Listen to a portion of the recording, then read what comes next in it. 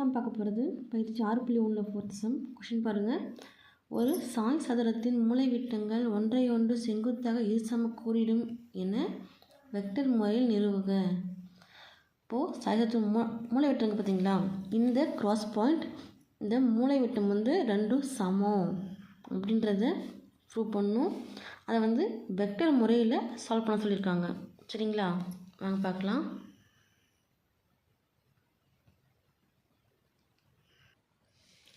பாருங்கள், ஒரு சாய்சதுரம் வரைஞ்சாச்சு.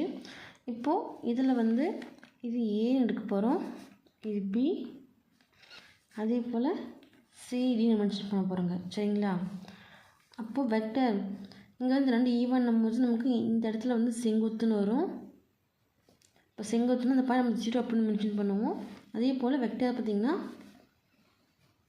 ஏலேருந்து இது ஏ வெக்டர், இது பி வெக்டர். சரிங்களா, அப்போது எடுத்து எழுதும்போது பார்த்திங்கன்னா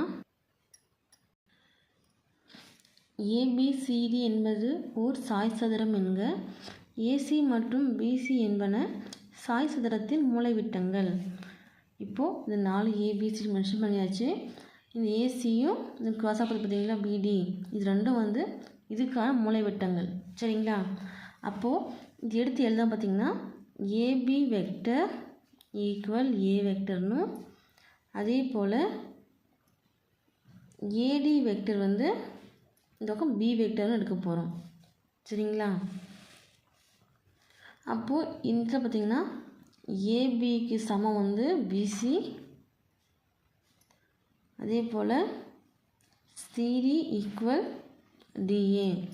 இந்த 4மே பார்த்திங்கன்னா 4 பக்கமும் ஒன்றுக்கு ஒன்று ஈவன். சரிங்களா, இப்போ ஈவன் போது that is modulus of A vector equal modulus of B vector. சரிங்களா, இப்போ நிரூபிக்க வேண்டியவை நம்ம என்ன நிரூபிக்கணும், என்ன கண்டுபிடிக்க சொல்லியிருக்காங்க பார்த்திங்கன்னா பாருங்கள். நிரூபிக்க வேண்டியவை என்னென்னா, ஏசிக்கு செங்குத்து பிடி, இது வெக்டர் முறையில் சால்வ் பண்ண சொல்லியிருக்கிறதுனால ஏசி வெக்டர் செங்குத்து பிடி வெக்டர். அப்போது இது எப்படி எடுத்து எழுதலாம், ஏசி வெக்டர் இது புள்ளி வெக்டர் சால்வ் பண்ண போகிறோம் இன்ட்டு பிடி வெக்டர் ஈக்குவல் 0. சரிங்களா, ஃபஸ்ட்டு ஏசி என்ன பிடிக்கலாமா, ஏசின்னும் போது ஏசி வெக்டர் ஈக்குவல் இது எப்படி பிரித்து எழுதலாம் பாருங்கள். AC vector AB vector plus BC vector எழுதலாமா. எழுதும் போது பாருங்கள், AB vector plus BC vector. ஏபிக்கு என்ன பிடிச்சிருக்கோம், ஏன்னு எடுத்துருக்கோமா, அதாவது ஏ வெக்டர். பிசிக்கு பார்த்திங்கன்னா நம்ம சி வெக்டர் பி வெக்டர் எடுத்துருக்கோம். இது ஏசி வெக்டருக்கானது. இந்த இடத்துல பார்த்திங்கன்னா இது ஏ வெக்டர் தான், இதுவும் பார்த்திங்கன்னா ஏ வெக்டர் தான், இது ரெண்டும் பி வெக்டர். சரிங்களா, ஏன்னா நம்ம மாதிரி கொடுத்துட்டோம், இது 4மே சம் பண்ணிவிட்டு அதனால தான் பிசி வெக்டருக்கு பி வெக்டர்னு எடுத்துருக்கோம். சரிங்களா, அடுத்து பாருங்கள் பிடி வெக்டர். பிடி வெக்டர்னும் போது இது எப்படி பிரிக்கலாம் பாருங்கள். பிடினும் போது இது எப்படி எடுக்க போகிறோம், BC vector plus CD vector அப்படின்ட்டு இல்லைம்மா. இப்போ எழுதும் போது பாருங்கள், BC vector plus CD vector. சரிங்களா, அப்போது இதை மாற்றி எழுத போகிறோம் பரிமாற்று பண்புப்படி. சிடின்னும் போது மைனஸ் ஏபி. சரிங்களா, இந்த இதில் சிடி ஈக்குவல் ஏபி. சரிங்களா, இப்போ மாற்ற போகிறோம், இதுக்கு பதில் இதுன்னும் போது மைனஸ் வரும். அப்போ BC vector minus AB vector. பிசிக்கு என்ன பிடிச்சிருக்கோம், இது பி வெக்டர்னு எடுத்திருக்கோம். அதே போல் மைனஸ் ஏபிக்கு ஏ வெக்டர். இது பிடி வெக்டருக்கானது. சரிங்களா, இப்போது புள்ளி பெருக்கத்துக்கான வரையறைப்படி இது ரெண்டுத்தையும் ஆட் பண்ணலாமா. ஆட் பண்ணும்போது பாருங்கள், பாருங்கள் AC vector into BD vector சரிங்களா. அப்போ டாட்னுமோ இது புள்ளி பெருக்கம். இதுக்கு என்ன கண்டுபிடிச்சிருக்கோம் A vector plus B vector into இதுக்கு கண்டுபிடிச்சிருக்கோம் B vector minus A vector சரிங்களா. இப்போது பாருங்கள் இப்போ 2 டேர்ம் கூடியும் இது கூட ரெண்டுத்துக்கும் ஏ வெக்டரால் பெருக்க போகிறோம். இது கூட மோடிக்கிற பி வெக்டரால் ரெண்டுத்துக்கும் பெருக்க போகிறோம் சரிங்களா. இங்கே பெருக்கலாமா. பெருக்கும்போது பாருங்கள் A vector into A vector plus இது கூட A vector into B vector சரிங்களா. ரெண்டுத்து கூடயும் ஒரு ஏ வெக்டரால் பெருக்கியிருக்கோமா. அதே போல் பாருங்கள் ப்ளஸ் பெருக்கலாமா. பெருக்கும்போது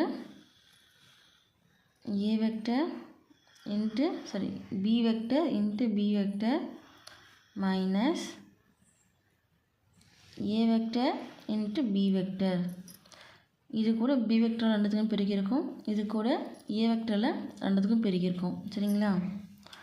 அப்போது இங்கே plus A vector into B vector இருக்குது, இங்கே மைனஸ் இருக்குது. அப்போது கேன்சல் பண்ணிக்கலாமா. இது ஏன் நம்ம வந்து இதில் பார்த்திங்கன்னா B vector into A vector தான் வரும்.